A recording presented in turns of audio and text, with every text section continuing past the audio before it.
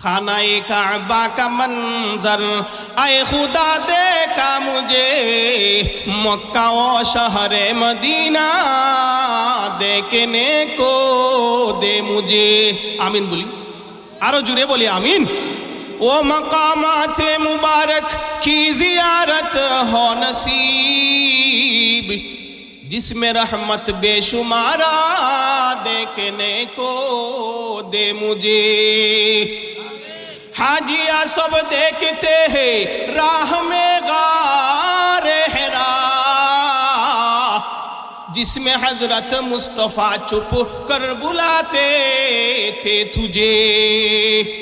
खानाए काबा को पूछो तलबिया कहते हुए इस्तिला में हजरे अस्वद से मुशर्रफ कर मुझे। खानाए काबा को पूछो फिर अहद ताज़ा करो जिसमें अंसारो मुहाजिर अहद करते थे तुझे। आए खुदा सैराब कर दे आब जमजम से मुझे। মক্কায় যাইয়া জমজমের পানি পান করতে কাদের মনে চায়? কাদের মনে চায়? আল্লাহ আপনি আমাদের সবাইকে হজ্জে মাবরুর জিয়ারতে মাকবুলা নসিব করেন। দিল থেকে জুড়ে বলি আমিন। आए खुदा सैराब कर दे आबे जमजम से मुझे। आमीन बोली। हाथ उठाओ दर पे तेरे जब बुलाए तू मुझे। अल्लाह मक्का मदिना ना देखाइया কবরের দেশের বাসিন্দা করিয়েন না বলি আমিন। তাইলে আসেন, একদিকে আল্লাহকে রব হিসাবে মানত, অপরদিকে এই আল্লাহর সাথে মূর্তিদেরও সিজদা করত। একদিকে বাইতুল্লাহ তথা আল্লাহর ঘর খানায়ে কাবা, এই খানায়ে কাবাকে পবিত্র ঘর বলে বিশ্বাস করত। অপরদিকে এই খানায়ে কাবার ভিতরে 360টা মূর্তি দাঁড় করাইয়া দিত। হজের সময় এই কাবা ঘরের চতুর্দিকে তওয়াফ করত উলঙ্গ হয়ে।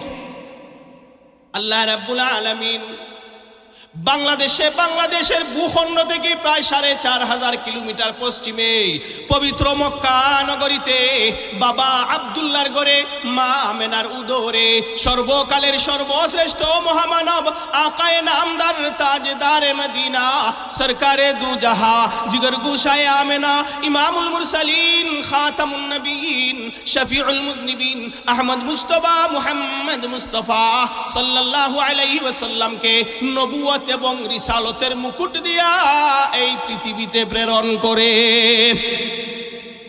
আল্লাহর পক্ষ থেকে নির্দেশ ফাসদা বিমা তুমার ওয়া আরিজ আনিল মুশরিকিন। ওগো নবীজি এতদিন গোপনে গোপনে ইসলামের দাওয়াত দিয়েছেন, আর গোপনে ইসলামের দাওয়াত দেওয়ার সময় নেই, এখন থেকে প্রকাশ্যে ইসলামের দাওয়াত দিতে থাকেন। আল্লাহ রাসূল সাল্লাল্লাহু আলাইহি ওয়াসাল্লাম সমস্ত মক্কাবাসীকে এক জায়গার মধ্যে জমায়েত করে ইয়া আইয়ুহান নাস কুলু লা ইলাহা ইল্লাল্লাহ তুফলিহুন।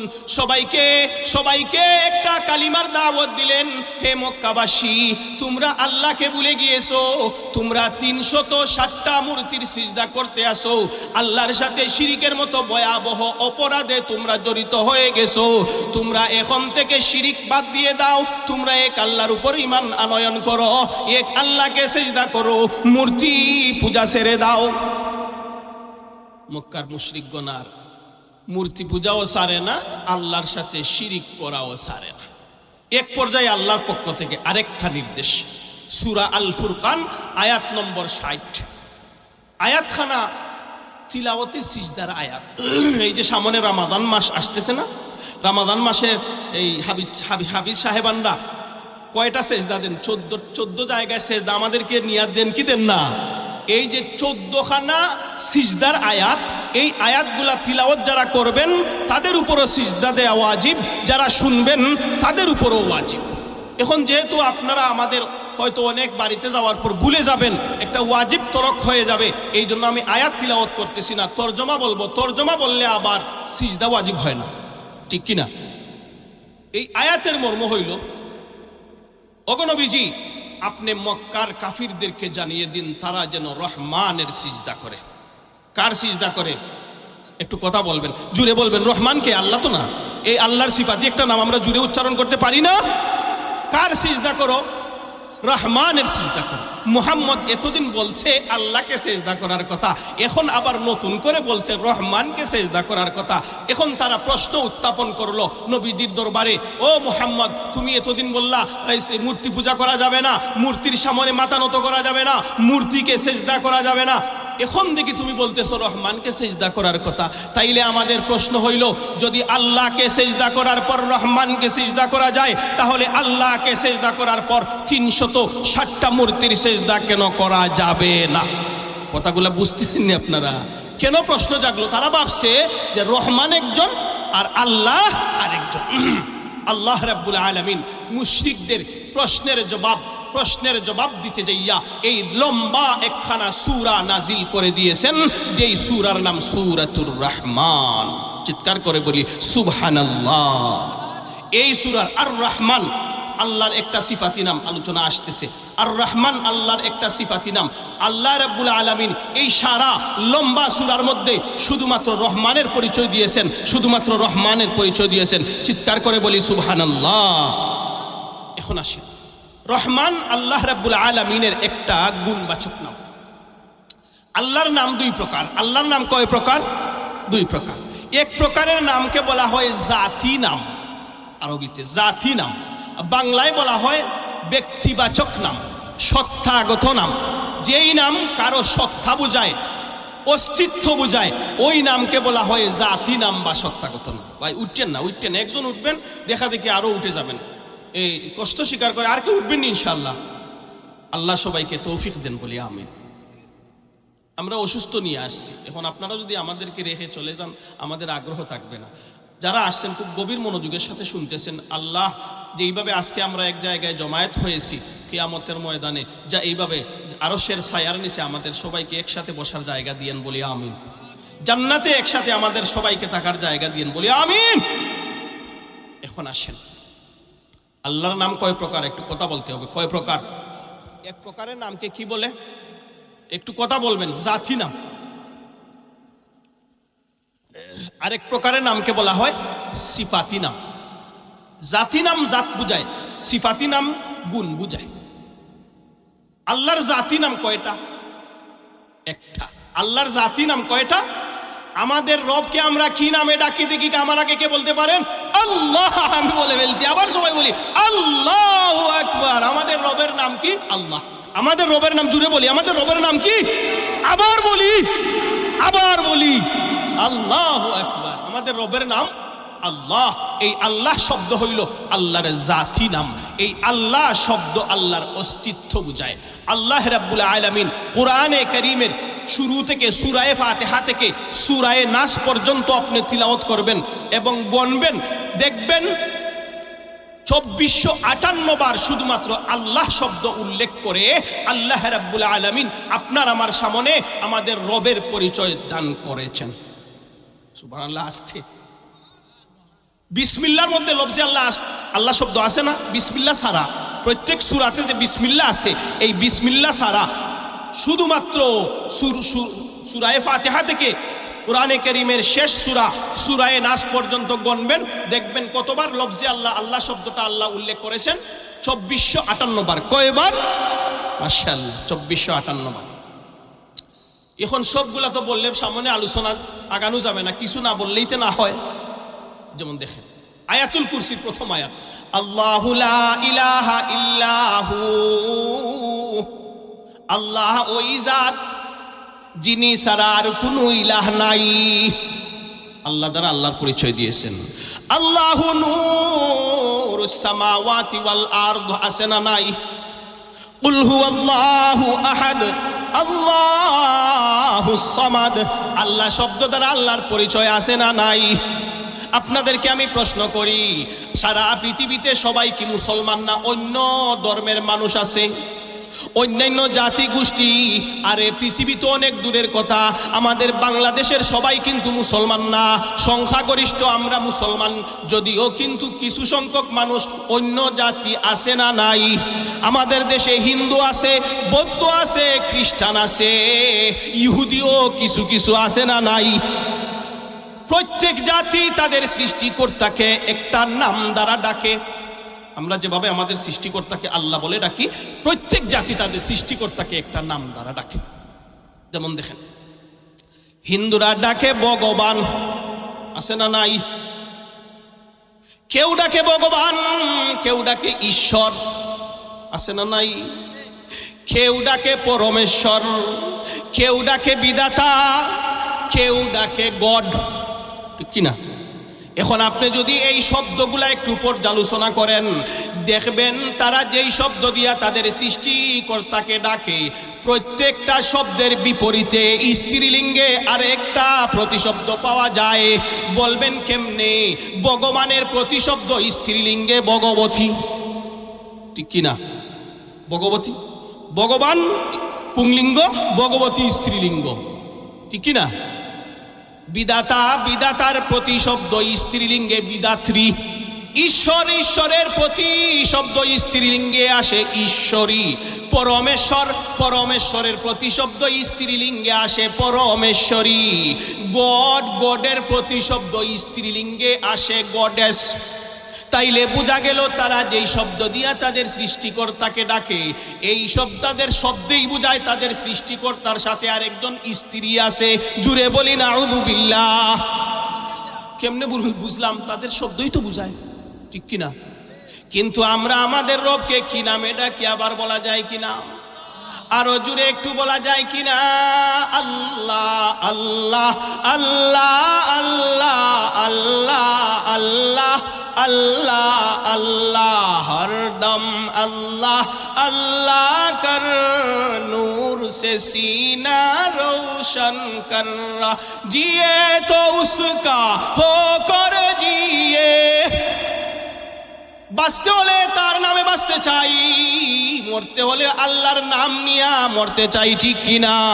আমার জীবন, আমার মরণ, আমার কুরবানি কার জন্য? নামটা জুড়ে বলা লাগবে, কার জন্য? জিয়ে তো উসকা হোকর জিয়ে, মরে তো উসকা হোকর মর, मेरा ज़बां पर उसका नाम, तेरा दिल हो उसका गर। अल्लाह अल्लाह, जुड़े जुड़े।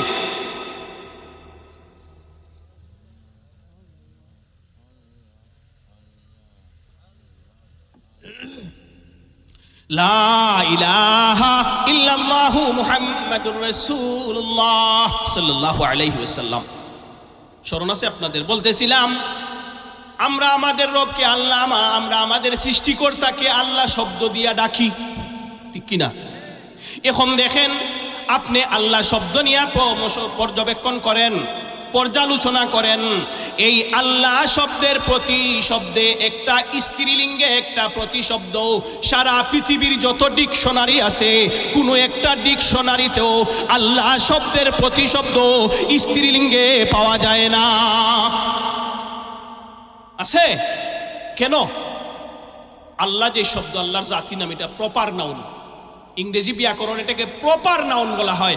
প্রপার নাউন এমন নামকে বলা হয় যেই নাম কোনো ব্যক্তি বা বস্তুর জন্য খাস, যেই নামের কোনো দ্বিবচনও হইতে পারে না, বহুবচনও হইতে পারে না, যেই নামের কোনো স্ত্রীলিঙ্গে কোনো শব্দ থাকতে পারে।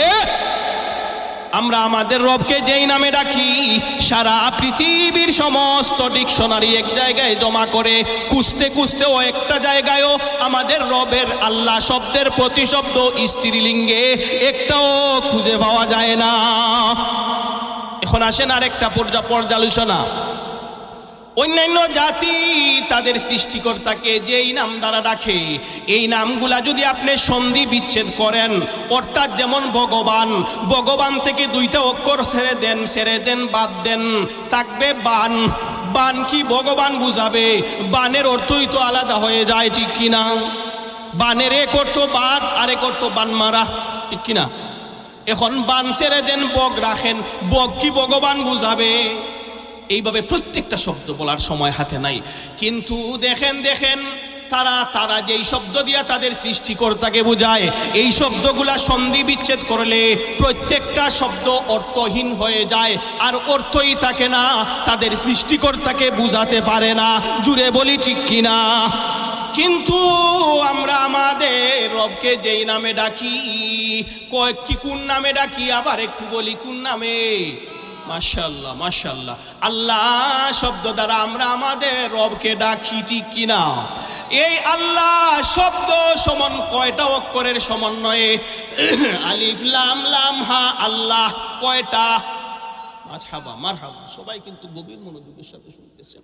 আল্লাহ সবাইকে জাযা দেন, আল্লাহ সবাইকে দুনিয়া আখিরাতের ভালাই দান করেন বলি আমি। আল্লাহ শব্দ লিখতে কয়টা অক্ষর?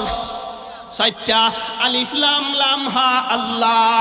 এই আল্লাহ শব্দ 4টা অক্ষরের সমন্বয়ে যেইভাবে আল্লাহর পরিচয় পাওয়া যায়, শুরুতে বলেছি কুল হুয়াল্লাহু আহাদ, আল্লাহুস সামাদ, আল্লাহু লা ইলাহা ইল্লাহু, আল্লাহু নূরুস সামাওয়াতি ওয়াল আরদ। এইভাবে সারা কোরআনে আছে না নাই? এখন যদি আপনি এই আল্লাহ শব্দটাকে সন্ধি বিচ্ছেদ করেন, আপনি বাদ দেন, যতক্ষণ পর্যন্ত বাদ দিতে দিতে একটা অক্ষরও যদি বাকি থাকে, এই একটা অক্ষরই আপনার আমার রবের পরিচয় দিতে থাকবে। আপনারা এত মনোযোগের সাথে সুবহানাল্লাহ আলহামদুলিল্লাহ একটু জুড়ে বলবেন, বলতে রাজি আছেন নি সবাই? মাশাআল্লাহ। কিভাবে দেখেন, দেখেন আল্লাহ শব্দ দ্বারা 4 অক্ষরের সমন্বয়ে আল্লাহর পরিচয় পাইলাম। এখন আমরা সন্ধি বিচ্ছেদ করি। এই 4টা অক্ষর আলিফ লাম লাম হা আল্লাহ, এই 4 অক্ষরের মধ্যে আলিফ ছেড়ে দিলাম, আলিফ বাদ দিলাম, রইল কয়টা? 3টা। রইছে কয়টা? 3টা। লিল্লাহ, কি রইছে? লিল্লাহ। এই লিল্লাহ শব্দ দ্বারাও আল্লাহর পরিচয় আছে না নাই? লিল্লাহি মা ফিস সামাওয়াতি ওয়া মা ফিল আরদ। আসমান জমিনের রাজত্ব কার? তাইলে এই লিল্লাহ শব্দ দ্বারাও আল্লাহর পরিচয় পাওয়া যায়। এখন রইছিল 3টা, আরো একটা ছেড়ে দিলাম। আল্লাহ আলিফ, আলিফ প্রথমে ছেড়ে দিলাম, এখন লামে 2 লাম থেকে একটা লাম ছেড়ে দিলাম, রইল একটা লাম আর শেষের হা। লাহু, কি রইছে? লাহু। এই 2টা অক্ষর দ্বারাও আমার আল্লাহর পরিচয় পাওয়া যায়। বলবো নি আপনাদেরকে? লাহু মাকালিদুস সামাওয়াতি ওয়াল আরদ। এই আয়াতের তরজমা হইল আসমান জমিনের চাবিকাঠি কার হাতে? আরো জুড়ে বলি কার হাতে? মারহাবা। এখন রইছিল 2টা, এই 2টা থেকে আরো একটা ছেড়ে দিলাম, রাখলাম একটা হু। হাফেশ হু। এই একটা অক্ষরও কিন্তু অর্থহীন না। এই একটা অক্ষর বাকি থাকা অবস্থায় একটা অক্ষরই আল্লাহর পরিচয় বহন করে। ইন্নাহু হুয়াল গাফুরুর রাহিম। এখন আসেন আল্লাহ রাব্বুল আলামিন কোরআনে কারীমের জায়গায় জায়গায় এইভাবে আল্লাহ শব্দ দ্বারা, আল্লাহর জাতি নাম দ্বারা আল্লাহর পরিচয় দিয়েছেন। আল্লাহু খালিকু কুল্লি শাইইন। আল্লাহ সব কিছু সৃষ্টি করেছেন। আল্লাহ আসমান সৃষ্টি করেছেন, জমিন সৃষ্টি করেছেন, চন্দ্র সৃষ্টি করেছেন, সূর্য সৃষ্টি করেছেন, ঠিক কিনা? আরে শামস কমর সুরখে জমি আঞ্জুম আখতার দশত জবল ওয়াদি ও সাহরা ও সমন্দর মুরম লখদাম দাদো তৈরু কবুতর শাম সাহার গুলমত দু আহমর আসফর গুলজার গুলো ওরকে সজর কিসনে বানায়া? কে বানাইছেন? আরো জুড়ে বলি কে বানাইছেন? গুলজার গুলো ওরকে সজর কিসনে বানায়া? तालिबी मायूसी का हो ये सब जिसने बनाया। तालिबी मायूसी का हो ये सब जिसने बनाया। যে আল্লাহ আপনাকে আমাকে সৃষ্টি করেছেন, আপনার আমার জন্য চন্দ্র সৃষ্টি করেছেন, সূর্য সৃষ্টি করেছেন, জমিন সৃষ্টি করেছেন, এই আল্লাহকে পাওয়ার জন্য আল্লাহর কাজ করা লাগবে কি লাগবে না? এই জন্য শাইর বলেন, मैं ढूंढ रहा कहाँ है दरबार इलाही, मुहब्बत में तेरा दम बदम रखना है मौला, मुहब्बत में तेरा दम बदम रखना है मौला, तेरा नाम में जीना तेरा नाम में मरना तेरा नाम में जीना तेरा नाम में मरना हमें तू दुस्त बना ले हमें तू मस्ती बना दे जुरे बोली आमीन आरो जुरे बोली आमीन हमें तू दुस्त बना ले हमें तू मस्ती बना दे हमें प्यार बना ले हमें यार बना ले जुरे बोली आमीन मालिका जिक्र तू गुयम के तू पाकी व खुदाई नरवम मन बजुजारा है कि तू राहे नुमाई हम दरगाह तू जुयम हम दरकार तू पुयम हम तौहीद तू गुयम के बतौहीद सजाई तू खुदा वंदे यमीनी तू खुदा वंदे यसारी तू खुदा वंदे अरादी तू खुदा वंदे समावी तू करीमी तू रहीमी तू समीई तू बसीरी तू जलीलुल जबरूती तू अमीरुल उमराई बरी अद खुर्दन खुफ्तन बरी अद तुहमत मुर्दन बरी अद बेमुहमैदी बरी अद रंज बलाई अहदुन लैसा कमिथलिक समदुन लैसा कफजलिक लिमानिल मुल्क तू गुई तू সাজাওয়ার খুদাই যে আল্লাহ আপনার জন্য এই দুনিয়ার জগৎ সাজিয়েছেন এই আল্লাহকে পাওয়ার জন্য কিছু করা লাগবে কি লাগবে না মরণ পর্যন্ত আল্লাহর গোলামিতে জীবন কাটাইতে কারা কারা রাজি আছি হাত তুলা দেই আল্লাহ আপনি আমাদের সবাইকে আপনার গোলাম বানিয়ে দেন জুড়ে বলি আমিন এখানেই রেখে দিলাম আল্লাহ শব্দ দেখেন আল্লাহ শব্দের মধ্যে আছি আমরা আল্লাহর যে জাতি নাম বলছিলাম না সত্তাগত নাম এই নামের পরিচয় এখানেই এন্ড করলাম ইতি করলাম সামনে তো আলোচনা আছে আল্লাহ আল্লাহ শব্দ নিয়ে যদি আলোচনা করি 2 ঘন্টা 3 ঘন্টা লাগবে এখন আসেন আল্লাহ রাব্বুল আলামিনের দ্বিতীয় প্রকারের নামকে বলা হয় সিফাতি নাম যদি আপনারা গভীর মনোযোগের সাথে শুনেন ইনশাআল্লাহ অতি সহজে দেখবেন আমাদের সবার বুঝে আসবে মনোযোগ আসেনি সবার দ্বিতীয় প্রকারের নামকে বলা হয় কি সিফাতি নাম মাশাআল্লাহ সিফাতি নাম এর বাংলা অর্থ হইল গুণবাচক নাম এখন আসেন আল্লাহ রাব্বুল আলামিনের সিফাতি নাম হইল প্রসিদ্ধ সিফাতি নাম হইল কয়টা হযরত বলছেন কয়টা 99টা মাশাআল্লাহ 99টা আমরা সবাই জানি কিন্তু আমাদের কাছে অপ্রসিদ্ধ তাফসীরের কিতাবের মধ্যে উল্লেখ করেছেন আল্লাহ রাব্বুল আলামিনের সিফাতি এই 99টা নাম ছাড়াও আরো 10,000-এর চেয়েও বেশি সিফাতি নাম রয়ে গেছে বলি সুবহানাল্লাহ এখন আসেন সিফাতি নামগুলো আবার 2 ভাগে বিভক্ত সিফাতি নাম কয় ভাগে বিভক্ত আল্লাহ যুবক ভাইরা বড় কষ্ট করে বসে আছেন লম্বা আলোচনা হবে না শেষ করে দিব বেশি সময় নিব না আপনাদের শুনেন আগামীকালকে চাইলেও এই আলোচনা আর হবে না এই মাহফিল থাকবে না একদিন কষ্ট করতে রাজি আছেন সবাই আল্লাহ সবাইকে জাযা একবার বলি না আমি তাইলে সিফাতি নাম বলতে গুণবাচক নাম যেই নামে গুণ বুঝায় গুণবাচক নাম আবার কয় ভাগে বিভক্ত 2 ভাগে বিভক্ত এক প্রকারের গুণ এমন গুণ যেই গুণটা আল্লাহর মধ্যেও আছে অন্য মাখলুকাতের মধ্যেও আছে ঠিক কি না বলবেন কিভাবে যেমন দেখেন আমরা দেখি কি দেখি না যত মাখলুকাত আছে সবার চক্ষু আছে না নাই সবাই দেখে না আল্লাহ দেখেন আমরাও দেখি আমি কথা বলতেছি আপনারা শুনতেছেন আপনারা আমার সাথে কথা বলতেছেন আমি শুনতেছি আল্লাহ বলে আল্লাহ দেখেন আমরাও দেখি আল্লাহ শুনেন আমরাও শুনি যে এই গুণটা আল্লাহর মধ্যে আছে এইটা অন্যান্য মাখলুকাতের মধ্যেও আছে তবে ব্যবধান আছে এটাও বুঝতে হইব কি ব্যবধান আল্লাহর দেখা আর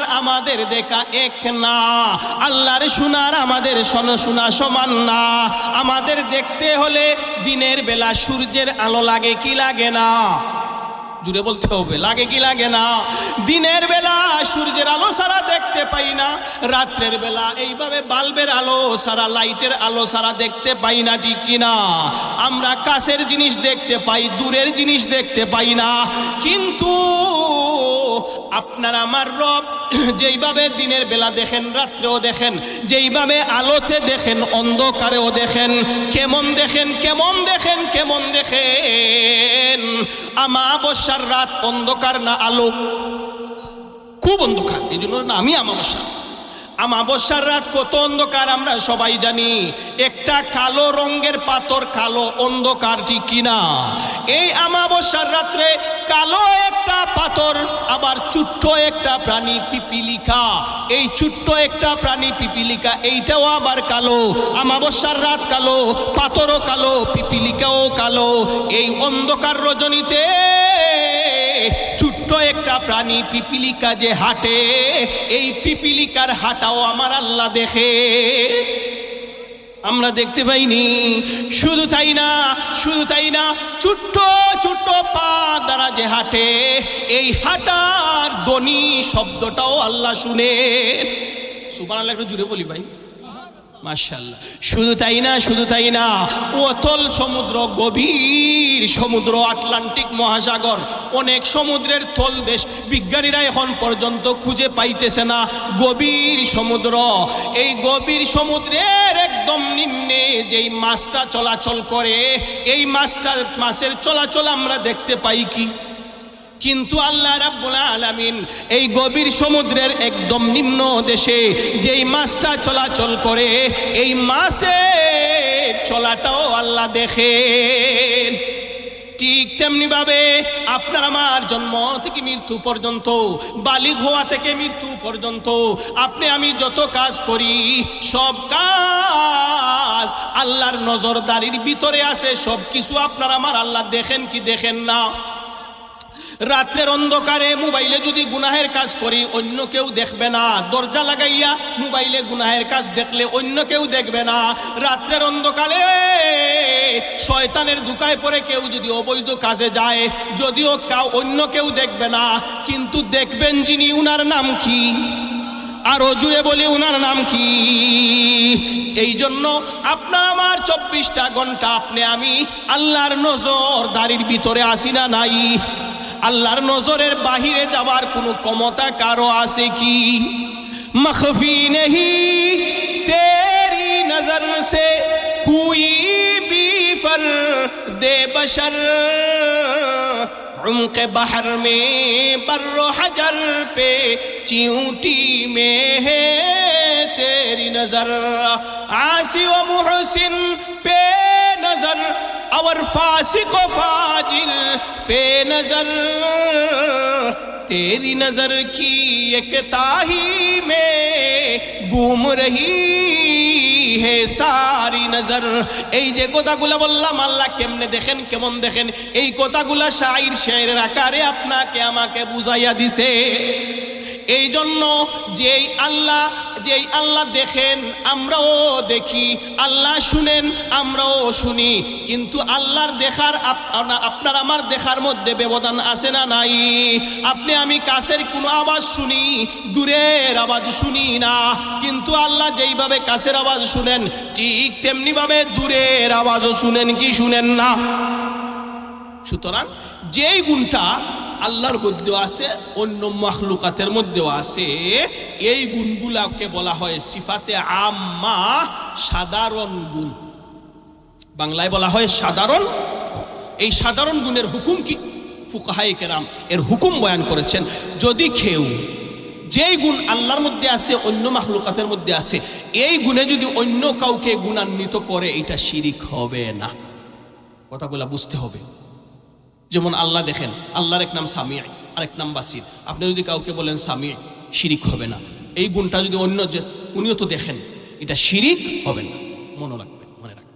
এখন আসেন আল্লাহ রাব্বুল আলামিনের সিফাতি নামের 2 নম্বর প্রকার। আল্লাহর এমন গুণ, যেই গুণটা শুধু আল্লাহর বৈশিষ্ট্য, যেই গুণটা আল্লাহর সাথে খাস, আল্লাহ ছাড়া অন্য কারো মধ্যে যেই গুণটা পাওয়া যায় না, এই গুণকে বলা হয় সিফাতে খাসা, বৈশিষ্ট্যপূর্ণ গুণ।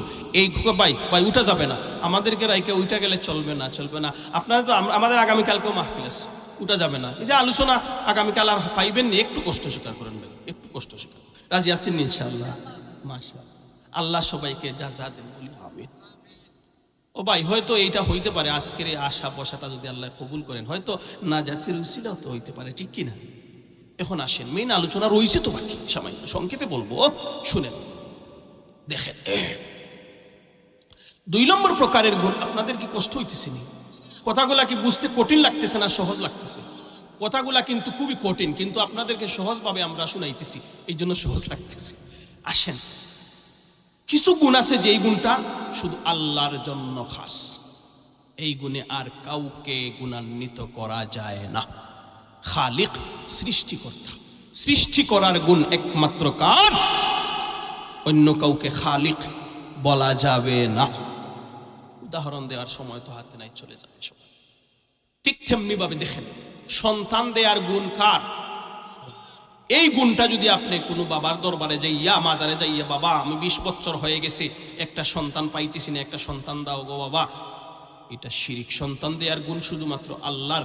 এই গুণে আল্লাহ ছাড়া আল্লাহর গয়রকে, গয়রুল্লাহকে এই গুণে গুণান্বিত করার কারণে এইটাই শিরিক, ঠিক কিনা? আপনার আমার সমাজের অনেক মুসলমান শিরিকের মতো মহা অপরাধের সাথে জড়িত আছে কিনা? না জানার কারণে। তবে না জানলে মাফ নাকি? না না না, না জানার ডবল শাস্তি। এক তো জানলা না কেন, 2 নম্বর না মানার শাস্তি, ঠিক কিনা? সুতরাং আমরা প্রত্যেকটা বিধান জানবো, মানবো, আমল করবো, ঠিক কিনা? এখন আসে 2 নম্বর প্রকারের গুণ হইল সিফাতে খাসা, যেই গুণটা আল্লাহর বৈশিষ্ট্য, যেই গুণে আল্লাহকে ছাড়া অন্য কাউকে গুণান্বিত করা যায় না, এই গুণকে বলা হয় বৈশিষ্ট্যপূর্ণ গুণ, সিফাতে খাসা। এখন আসেন আলোচনা। আর রহমান, আল্লাহু আকবার, আরো জোরে বলি আল্লাহু আকবার। এই যে আর রহমান, আল্লাহর একটা গুণবাচক নাম, 99 নামের মধ্যে একটা গুণবাচক নাম হইল আর রহমান। এই আর রহমান শব্দটা আপনারা জিজ্ঞেস করতে পারেন যে হুজুর লফজে আল্লাহ, আল্লাহ শব্দ তো বলছেন 2458 বার উল্লেখ করছেন আল্লাহ, তাইলে রহমান কয়বার আসছে এটা তো জানার দরকার আছে না নাই? রহমান শব্দ আল্লাহ রাব্বুল আলামিন কোরআনে কারীমের শুরু থেকে শেষ পর্যন্ত তিলাওয়াত করবেন, গণবেন, দেখবেন 57 বার আল্লাহ রাব্বুল আলামিন এই আর রহমান শব্দটা কোরআনে কারীমের মধ্যে উল্লেখ করেছেন। সুবহানাল্লাহ, সুবহানাল্লাহ বলি ভাই। তাইলে এই রহমান শব্দটা কোন প্রকারের নাম? আল্লাহর সিফাতি নামের মধ্য থেকে একটা নাম। সিফাতি নামের নাম আবার 2 প্রকার। এক প্রকারের নাম সিফাতে আম্মা, সাধারণ গুণবাচক নাম, সাধারণ গুণ। আরেকটা হইল সিফাতে খাসা, বৈশিষ্ট্যপূর্ণ গুণ, যেই গুণে আল্লাহকে ছাড়া অন্য কাউকে, আল্লাহ ছাড়া অন্য কাউকে যেই গুণে গুণান্বিত করা যায় না। এই আর রহমান যে আল্লাহর সিফাতি নাম, এই সিফাতি নামটা 2 নম্বর প্রকারের অন্তর্ভুক্ত, অর্থাৎ সিফাতে খাসা। এই গুণে আল্লাহকে ছাড়া আর কাউকে এই গুণে গুণান্বিত করা যায় না। রহিম আল্লাহর আরেকটা নাম, রহমান, রাহিম। তবে রহমানের মধ্যে মুবালাগা, আমরা বলি ইয়া রহমানাদ দুনিয়া ওয়া ইয়া রাহিমাল আখিরা, বলি কি বলি না? রহমান ওই দয়ালুকে বলা হয় যার দয়া মানব সৃষ্টি থেকে শুরু করে একেবারে মৃত্যু পর্যন্ত, শুধু মৃত্যু না, কিয়ামত পর্যন্ত, শুধু মুসলমান মুমিন না, মুমিন মুসলমান, কাফির মুশরিক বেঈমান আস্তিক নাস্তিক নির্বিশেষে সবাই যার দয়া পায় তিনি হইলেন রহমান। আর রহিম ওই দয়ালুকে বলা হয় যার দয়া বিশেষ এক শ্রেণীর জন্য নির্দিষ্ট। এই জন্য আল্লাহ রাব্বুল আলামিন কিয়ামতের দিন রাহিম হবেন, রহমান হবেন না। কিয়ামতের দিন আল্লাহ রাব্বুল আলামিন শুধুমাত্র মুমিন বান্দা বান্দির জন্য রহম করবেন, দয়া করবেন। কাফির মুশরিক বেঈমানরা পরকালে কোনো দয়া পাইবে না, ঠিক কি না? এই হলো এক ব্যাখ্যা। রহমান এবং রহিমের মধ্যে পার্থক্য, এক পার্থক্য।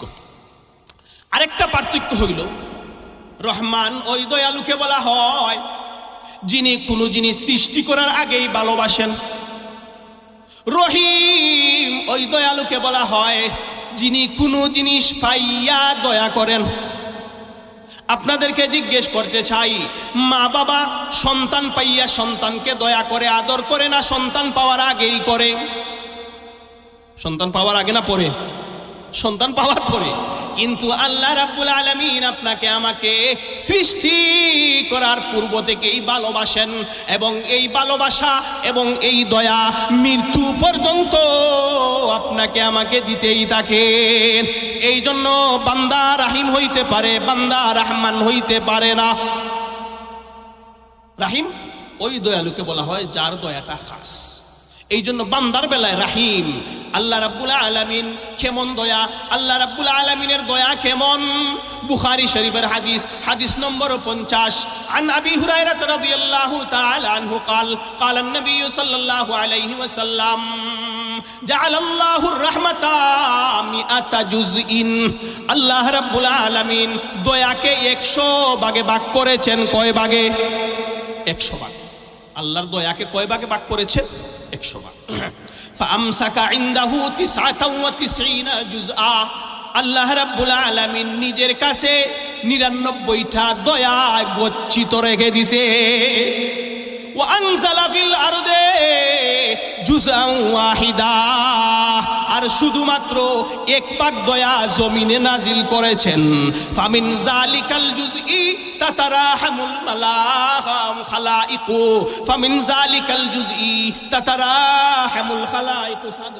তাতারাহামুল খালাইকু। 100 ভাগের 99 ভাগ আল্লাহর কাছে রেখে দিয়েছেন কিয়ামতের দিন মুমিনদেরকে দয়া করার জন্য। আর শুধুমাত্র 1 ভাগ সমস্ত মখলুকাতের মধ্যে বন্টন করে দিয়েছেন।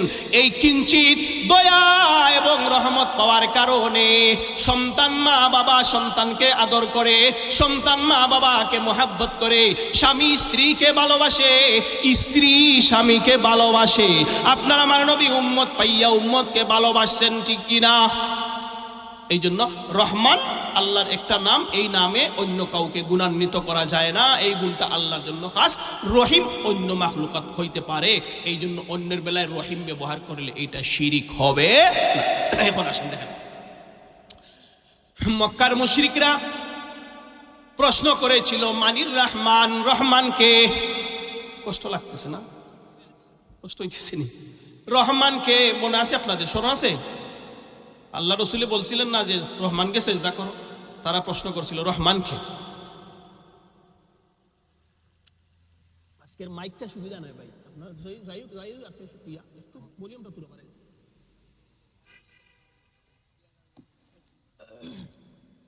যাই হোক, আলহামদুলিল্লাহ আলা কুল্লি হাল। দূর থেকে আবার আওয়াজ বালাই শোনা যার, ঠিক আছে ভাই? এরপরও যতটুকু চলে যেভাবে চলবো ইনশাআল্লাহ। এখন শুনেন ভাই, কাফেররা মুশরিকরা প্রশ্ন করেছিল, ঠিক আছে এখন ঠিক আছে, মানির রহমান ও মুহাম্মদ রহমানকে। আল্লাহ রাব্বুল আলামিন এই রহমানের পরিচয় দিতে যাইয়া এই সারা সূরা রহমান নাজিল করে দিয়েছেন। সুবহানাল্লাহ। আরো আস্তে সুবহানাল্লাহ, আরো জোরে সুবহানাল্লাহ, আরো জোরে আলহামদুলিল্লাহ, মারহাবা মারহাবা, নারায়ে তাকবীর। একা একা চা খাইতেছি, আপনারা মনে বিয়াদবি নিয়েন না। আমরা তো গলা সার উপরে আমরা আসি, আমরা পাতুত খাওয়া লাগে না, এই ছাই চলে আর কি। এখন আসেন, বড় কষ্ট হইতেছে আপনাদের, এই কষ্টটা বিফলে যাবে না ইনশাআল্লাহ। এখন আসেন, বলতেছিলাম আল্লাহ রাব্বুল আলামিন রহমানের পরিচয় দিয়ে সারাটা সূরা নাজিল করে দিয়েছেন। এখন আসেন, আমরা সবাই জানি, এখানে অনেক জেনারেল শিক্ষিত ভাইরা আছেন, যে কোনো ভাষায় একটা বাক্য পূর্ণ হইতে হইলে কমপক্ষে 2টা শব্দ লাগে। কথাগুলো মনোযোগের সাথে যদি এখন শুনেন, এই সূরা রহমানের তাফসীর একদম সহজে আমাদের বুঝে আসবে। প্রত্যেক ভাষায়, যে কোনো ভাষায় একটা বাক্য পূর্ণ হইতে হইলে কয়টা শব্দ? মারহাবা, 2টা শব্দ লাগবে।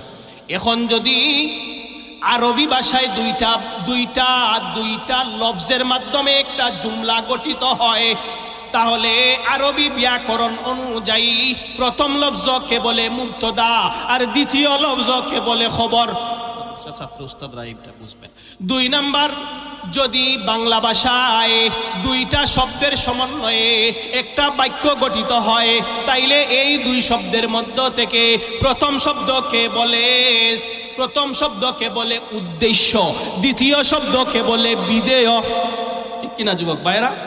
এখন আসেন, ইংরেজি ব্যাকরণ অনুযায়ী যদি দুইটা ওয়ার্ডের সমন্বয়ে একটা সেন্টেন্স গঠিত হয়, তাহলে এই দুই ওয়ার্ডের মধ্য থেকে প্রথম ওয়ার্ডকে বলা হয় সাবজেক্ট, আর দ্বিতীয় ওয়ার্ডকে বলা হয় প্রেডিকেট। প্রেডিকেট, মাশাআল্লাহ। এখন আসেন, আমরা এই তিন ব্যাকরণ অনুযায়ী সূরা রহমানের তাফসীর শুনতে রাজি আছিনি? সংক্ষেপে দেখেন, কাফির মুশরিকরা প্রশ্ন করেছিল মানির রহমান, রহমানকে? আসেন, আরবি ব্যাকরণ অনুযায়ী আল্লাহ রাব্বুল আলামিন আর রহমান শব্দটাকে মুক্তদা সাব্যস্ত করেছেন। খালাকা আল্লামাল কুরআন খবরে আউয়াল, খালাকাল ইনসান খবরে সানি, আল্লামাহুল বায়ান খবরে সালিস। এইভাবে সূরার শেষ পর্যন্ত শুধুমাত্র রহমানের পরিচয় দান করেছেন।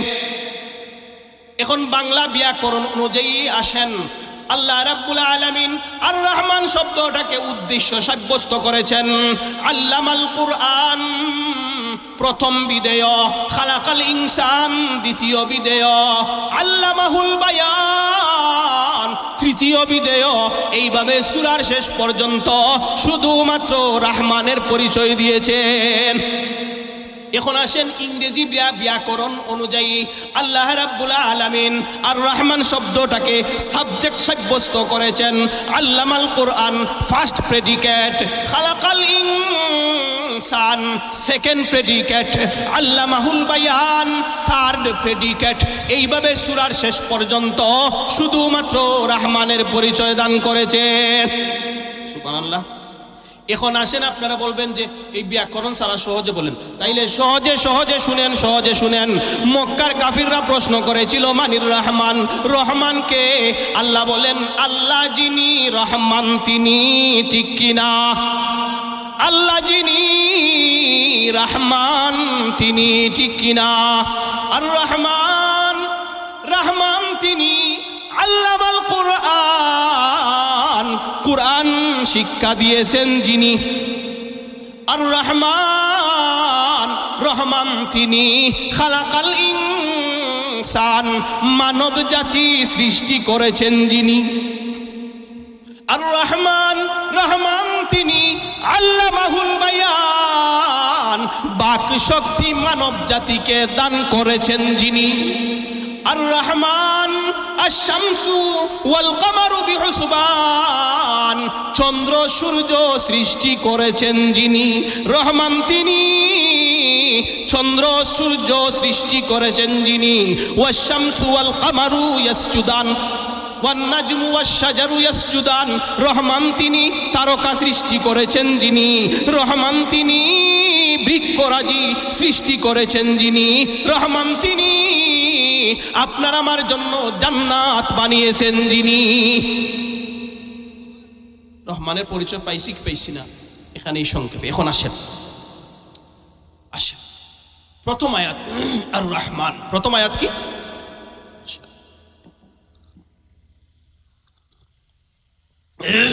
প্রথম আয়াত আর রহমান, গভীর মনোযোগ। দ্বিতীয় আয়াত আল্লামাল কুরআন।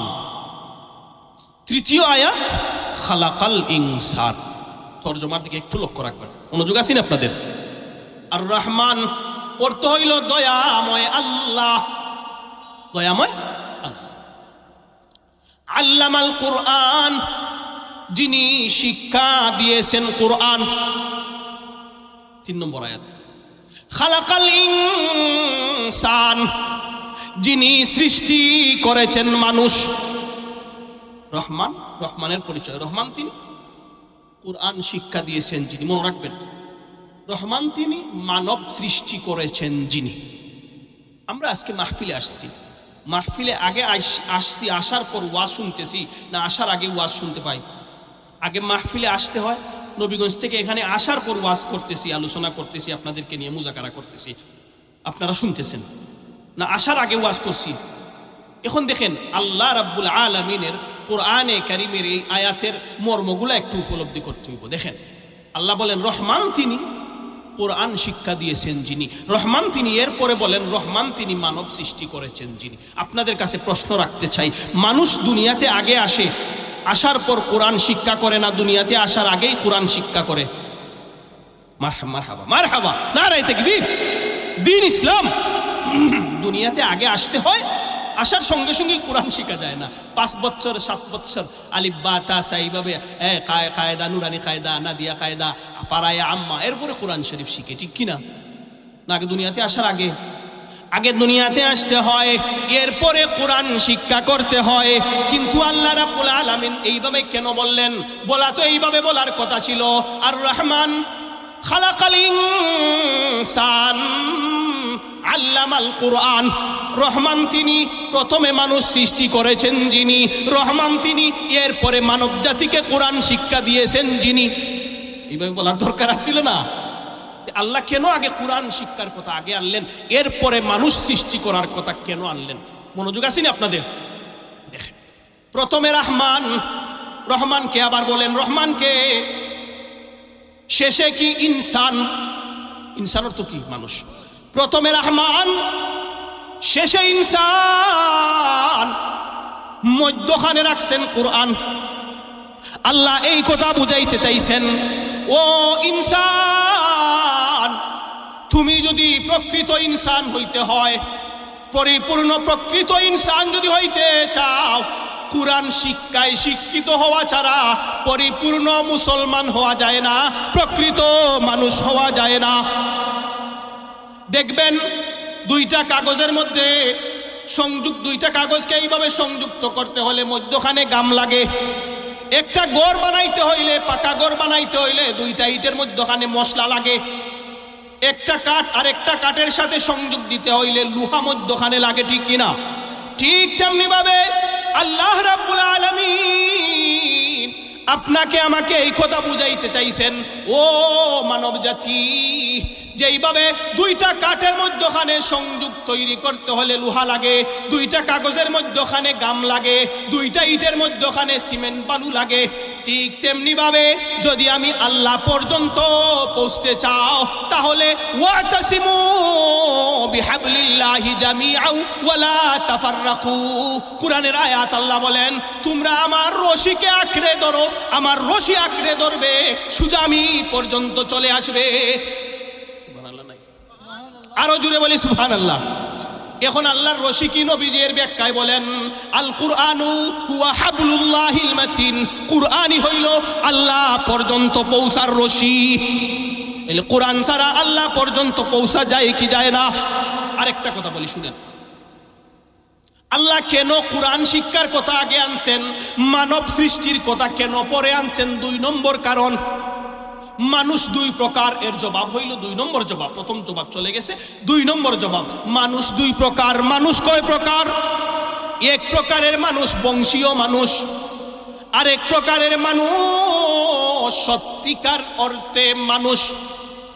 বংশীয় মানুষ হইতে হইলে মানব কুলে জন্ম নিলেই মানুষ হওয়া যায়। বংশীয় মানুষ হইতে হইলে আলিফ বা তা ও আ ক খ এ বি সি ডি এই কোনো কিছুই পড়া লাগে না। মানুষের কোনো মানুষ হইতে হইলে বংশীয় মানুষ। আর আরেক প্রকারের মানুষ, হ্যাঁ একটু সময়, আরেক প্রকার যাওয়া যাবে না। আপনাদের যে আমাদেরও কষ্ট হইতেছে, আপনাদেরও কষ্ট হইতেছে, সামান্য সময়। শুনেন শুনেন শুনেন, আরেক প্রকারের মানুষ প্রকৃত মানুষ। প্রকৃত মানুষ হইতে হইলে শুধু মানব কুলে জন্ম নিলেই মানব হওয়া যায় না, মানবতা দিয়ে করি তার পরিচয়, ঠিক কিনা? 2 নম্বর, প্রকৃত মানুষ হইতে হইলে কি লাগবে? কোরআন শিক্ষা লাগবে। দেখবেন শুধু শিক্ষায় শিক্ষিত হইলে ওই মানুষ হওয়া যায় না। মানুষের বিবেচনায় মানুষ হইতে পারে, কিন্তু আল্লাহর বিবেচনায় মানুষ হইতে পারে না। কিছুদিন আগে আমার ছোট্ট বোনটা আসছিল লন্ডন থেকে, ভগ্নিপতি বাগনা সহ। আমার 4 বোন, সবাই ভগ্নিপতি, সবাই আলিম হাফিজ। লন্ডনে একটা আলাপ আসছিল, দেই নাই, জামাই আলিম না হাফিজও না। যাই হোক, তেও আমাকে আমার বোন শুনাইল যে ভাই, আমরা যে সেই দেশে আছি শিক্ষিত, সেই দেশের মানুষ 100% শিক্ষিত। আমাকে বললো, আমি এর আগেই জানি, আমাকে খো, আমি শুনি তো, আমিও কিছু আরো দেখ মনে আরো শুন মনে খোসাই।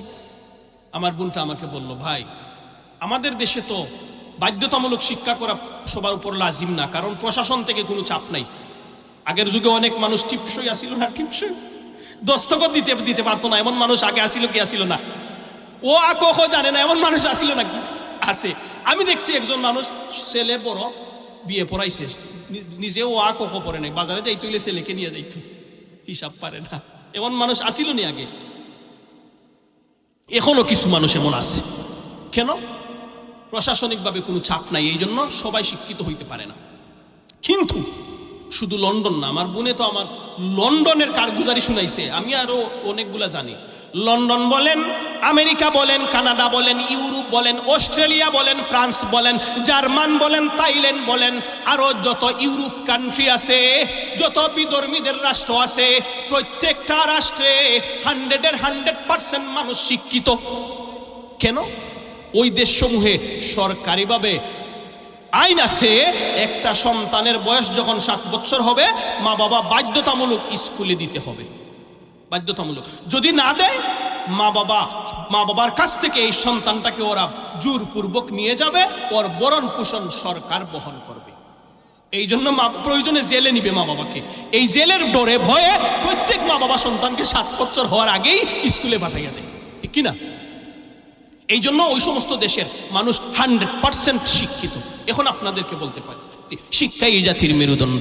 মেরুদণ্ড বলতে কি বুঝায়? মেরুদণ্ড একটা ব্যাপক শব্দ।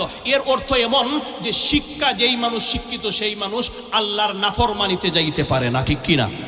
ওই দেশের মানুষ 100 শিক্ষিত, কিন্তু দেখবেন শতকরা 20 জন যুবতী মেয়ের বিবাহ হয়, বাকি 80টা যুবতী মেয়ে আপনার আমার দেশে ছাগল, একটা ছাগল আরেকটা ছাগলের সাথে, একটা কুকুর আরেকটা কুকুরিনীর সাথে যেইভাবে মেলামেশার মাধ্যমে সন্তান জন্ম দেয়, ওই সমস্ত দেশের মানুষরা, যুবতীরা এইভাবে অবৈধ সন্তান জন্ম দেয়, ঠিক কিনা? কেন? ওরা তো শিক্ষিত না। সব শিক্ষা জাতির মেরুদণ্ড হতে পারে না। আরেকটা প্রসঙ্গ আসেন, শিক্ষাই জাতির মেরুদণ্ড আমাদের বাংলাদেশে আছে। আমাদের বাংলাদেশের অফিস আদালতে বড় বড় অফিসাররা বসা আছে কি আছে না? আচ্ছা, মাঝে মধ্যে অফিসে আপনার আমার বিভিন্ন কাজে যাইতে হয় কি হয় না? মাঝে মধ্যে এমন অবস্থা হয়, দেখবেন অফিসারের দস্তখত ছাড়া কাজ হয় না। ও টেবিলের নিচ থেকে ওকে একটা হাদিয়া দিতে হয়। এটা হাদিয়া বলে, এটা কি? ঘুষ। এইটা কি? ঘুষ। ঘুষ ছাড়া টেবিলের ফাইল চলে না। কিছু মানুষ আছে, কিছু কর্মচারীরা, কিছু অফিসাররা এখনো ভালো আছেন, কথা বলেন ঠিক কিনা? কিন্তু বেশিরভাগ কর্মচারী, আপনার আমার নিম্ন শ্রেণীর অফিস থেকে উচ্চ শ্রেণীর অফিস পর্যন্ত ঘুষ ছাড়া চলে না। সবাই দুর্নীতিতে জড়িত হয়ে গেছে, ঠিক কিনা? দুর্নীতির ওই একরায় বসে জাহির করে জ্ঞান। আপনাদের বিরক্ত লাগতেছে, 2-1 মিনিট একটু বলবো। দুর্নীতির ওই একরায় বসে জাহির করে জ্ঞান, ঠিক কিনা? কলম দিয়ে কামায় টাকা, কলম দিয়ে কামায় টাকা, আবার ধরে সাধুরবান, ওরা শিক্ষিত শয়তান। দেখি কারা কারা আমার সাথে আমাদেরকে একটু জিরানি হবে। ওরা শিক্ষিত শয়তান, ওরা শিক্ষিত শয়তান। জুড়ে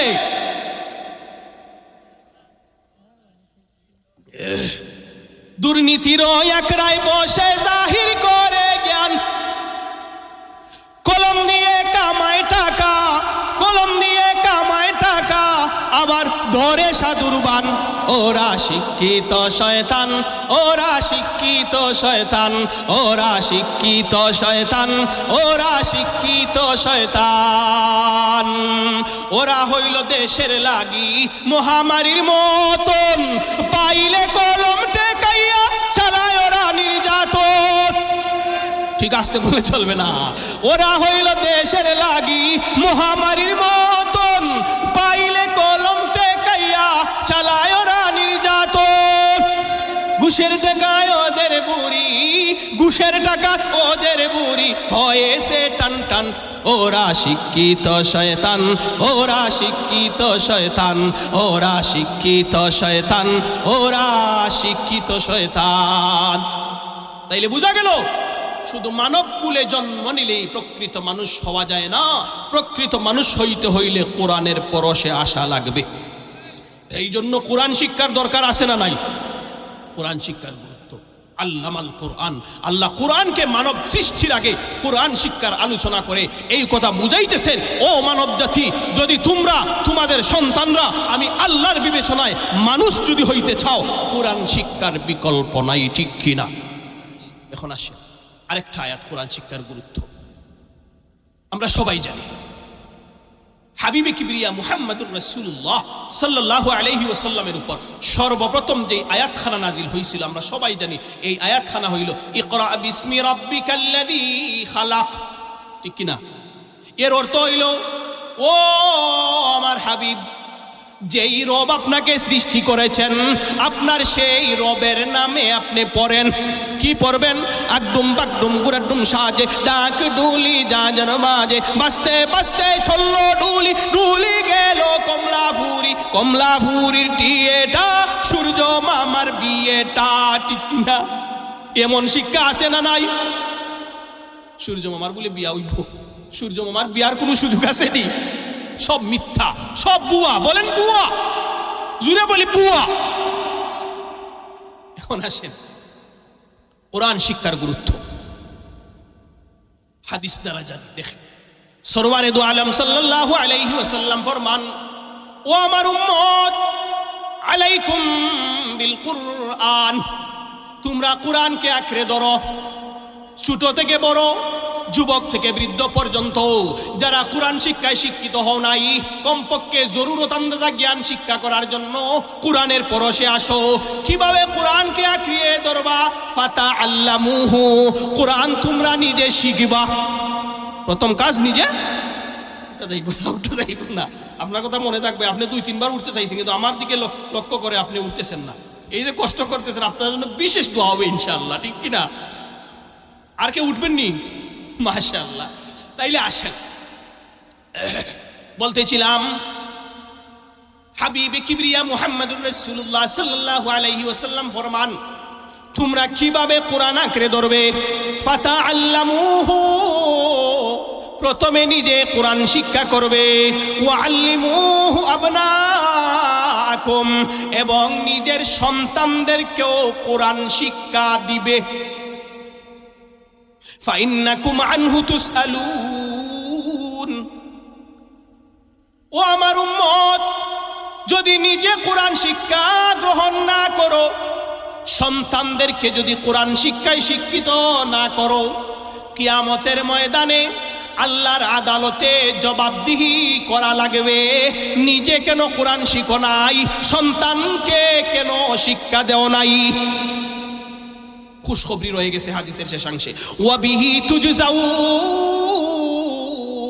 আল্লাহর হাবিব বলেন, ও আমার উম্মত, তোমরা যারা নিজে কোরআন শিক্ষা করবা, নিজের সন্তানদেরকেও কোরআন শিক্ষা দিবা, আল্লাহ রাব্বুল আলামিন তোমাদের উপর খুশি হয়ে তোমাদেরকে কিয়ামতের ময়দানে মহা পুরস্কারে পুরস্কৃত করবেন।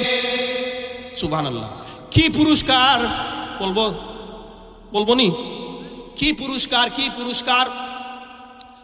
মান কারা আল কুরআন ওয়া আমিলা বিমা ফিহি উলবিসা ওয়ালিদাহু তাজাই ইয়াউমাল কিয়ামাহ।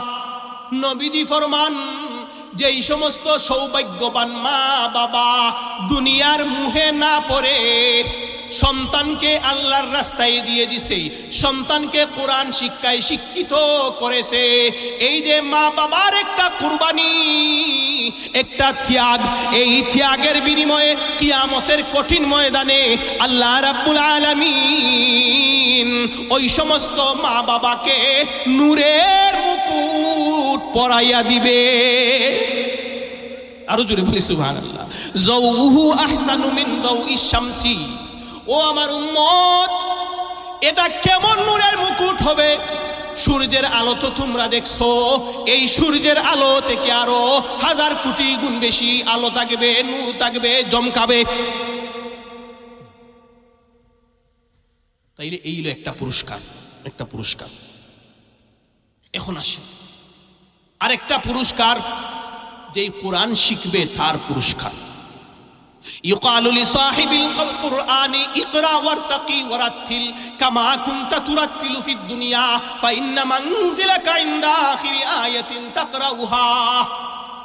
যেই কোরআন, যেই সাহেবে কোরআন বলতে ওই সৌভাগ্যবান বান্দাবান্দি যে কোরআন শিক্ষায় শিক্ষিত হইয়া কোরআন অনুযায়ী জীবন পরিচালনা করছে, ওই ব্যক্তিকে আল্লাহর পক্ষ থেকে কিয়ামতের দিন ঘোষণা দেয়া হবে, যাও বেহেশতে যাও, ৬,৬৬৬ তলা বিশিষ্ট জান্নাতের অধিবাসী হয়ে যাও। আর যদি এখন আসেন কোরআন শিক্ষার গুরুত্ব জানলাম, কোরআন শিক্ষার লাভ জানলাম, কোরআন শিক্ষার ফজিলত জানলাম, এখন কোরআন শিক্ষা থেকে যদি দূরে থাকি তাইলে কি ক্ষতি তাও জানার দরকার আছে না নাই? কি ক্ষতি দেখেন, যেই সমস্ত দুর্ভাগা মা বাবা হোক সন্তান হোক কোরআন শিক্ষা থেকে দূরে থাকবে, স্বয়ং কোরআন তাদের বিরুদ্ধে আল্লাহর আদালতে মামলা দায়ের করবে।